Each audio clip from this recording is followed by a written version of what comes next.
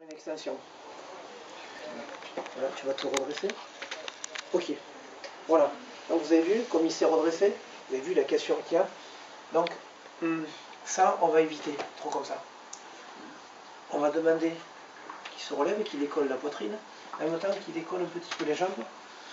Et puis, on peut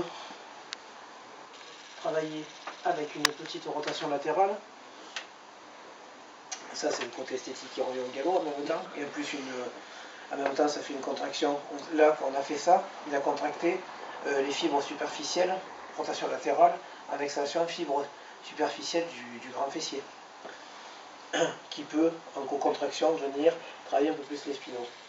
Sinon, pour le galbe de la fesse, c'est assez intéressant pour la partie esthétique.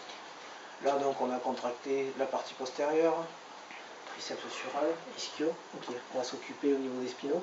Donc la tête, on va demander surtout de la mettre plutôt là.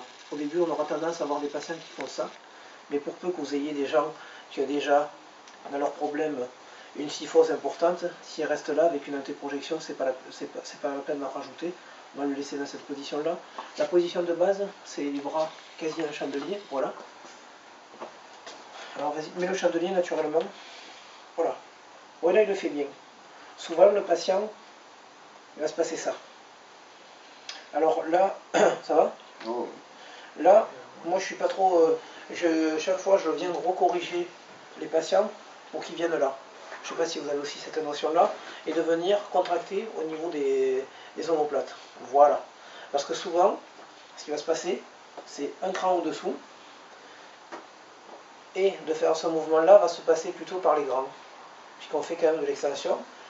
Les fixateurs de la scapula vont bien sûr travailler, mais à moindre frais, et surtout, un des muscles qu'on ne travaillera pas du tout, et c'est pourtant qui est intéressant à voir au niveau de l'épaule, c'est le deltoïde postérieur, qui sera moins sollicité.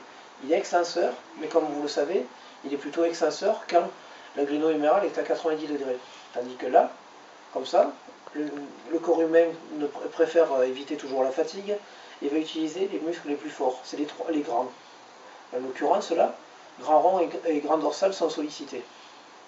Donc, la position de base, c'est vraiment celle-ci. C'est là.